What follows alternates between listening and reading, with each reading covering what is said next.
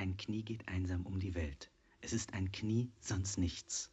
Es ist kein Baum, es ist kein Zelt, es ist ein Knie, sonst nichts. Im Kriege ward einmal ein Mann erschossen und um.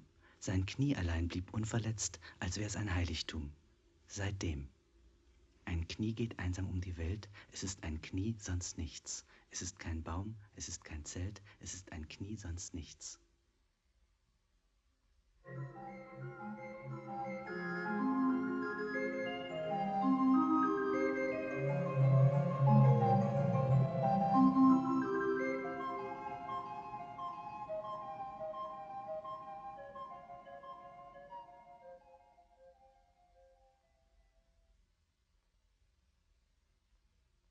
Es gibt einige Leute, die bestreiten, dass ein Knie reden und Stellung nehmen könnte. Nun, das ist durch die Tatsache widerlegt, dass ich ja hier rede. Ich bin das Knie, das übrig ist von obergefreiten Wielands Bein oder Körper oder dem ganzen Mann, zu dem ich früher gehörte, bis er am 29. Januar 1943 in Stalingrad gefallen ist, in Nordkessel. Ich bin übrig und ich möchte einiges richtigstellen und durcheile die Welt und spreche zugleich für den ganzen obergefreiten Wieland mit, denn niemand ist einfach nur tot, wenn er stirbt. So kann man uns nicht abschreiben. Die Wünsche, die Beine, die vielen Gliederrippen, die Haut, die friert und eben, wenn nichts anderes übrig ist, als das Ich, das Knie, dann muss ich reden, reden, reden. Wenn ich schon nicht in dem üblichen Sinne lebe, als Stück eines ganzen Mannes, dieser als Stück eines Volks, dieses als Stück der Geschichte, der Tiere, der Natur, der Bäume, der Gärten und so weiter und so fort. Man soll sich daran gewöhnen, dass ich hier rede. Ich habe ein Anrecht dazu. Ich fordere nichts, weder dass man mir glaubt, noch dass es einen Sinn hat, was ich sage. Nur reden muss ich. Wenn jemand ein Recht hat, dann fordert er es nicht, sondern er kämpft darum.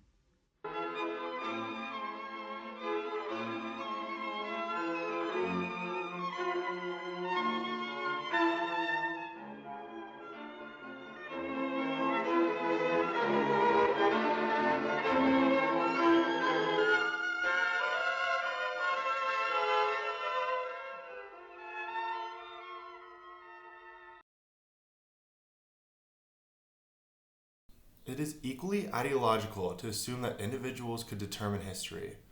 A quote from the film's director, Alexander Kluge. This creates a fundamental problem with documentary, mise-en-scene, and film as a whole, because everyone involved in the film, from the directors to the subjects, is imposing their subjective thoughts, emotions, and beliefs into it. This leaves every product with some level of a determinate view on history. Alexander Kluge's attempt at an antidote or opposition to this is Montage, or more specifically, Soviet Montage. Created and inspired by the likes of Kuleshov, Eisenstein, and Vertov, Soviet Montage is the process of weaving together seemingly unrelated videos and images to create new meaning and to evoke new emotions. The point of this style is to create a film without a point of reference, and to violently confront the viewer with a work that makes them question what biases led them to a certain reaction and interpretation of this collection of images. Paraphrasing Anton Case, it's like an archaeologist gathering shards in which history and its interpretations are amassed through this amalgamation of unsystematic and jumbled direct findings.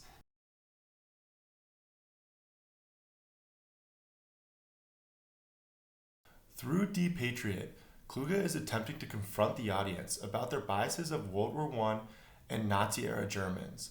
This era of German history, especially the Nazi era, is taught as an entity so evil that nothing in history compares to it, or will ever compare to it. The problem with teaching history this way is that it's impossible to learn from. If similar patterns or behaviors arise, they can easily be brushed aside because it's impossible for there to be another Nazi party. Throughout the film, Kluge attacks this narrative by creating sequences that show we are more similar than we make it seem, like other nations celebrating bombings, even bombings of civilians, Germans cowering in fear, and countless other vignettes. He also includes a character, Gabby Teichert, a teacher who is on a quest to dig further into German history, beyond the extremely surface level version that is being taught. She wants to understand Germany's buried history, instead of just knowing it, so she could teach it properly, even at one point digging for it with a shovel.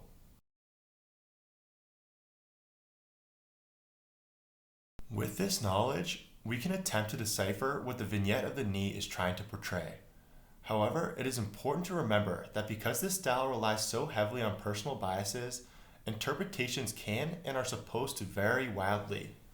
I believe the knee to be a metaphor that Germans are human like any other, and the machine of fascism doesn't begin or end with the German people. One place we can see this in the narration is when he says, "Nothing more than a knee. It is not a tree, it is not a tent, nothing else." Here Kluge is trying to say that no matter how much we like to distance ourselves from Nazis and treat them as if they're singularly evil or as if they're some different species, at the end of the day, they are just as human as us. The same sentiment is portrayed when the narrator says, "No one's simply dead when he dies. Just because Nazis have been defeated doesn't mean their ideas are lost to history and no longer exist among us." This comes together blatantly when he says, "You can't just write us off." Kluge is literally pleading with us to see that Nazism and fascism is bigger than just this period of history. This is strengthened through the visuals, and the last shot of the sequence is the perfect way to end this video essay. Kluge holds on a picture of a bunch of nameless gray faces in nondescript gray uniforms, showing us that Nazism can be anywhere or with anyone, and the gathering of these like-minded individuals is what can truly make it so dangerous.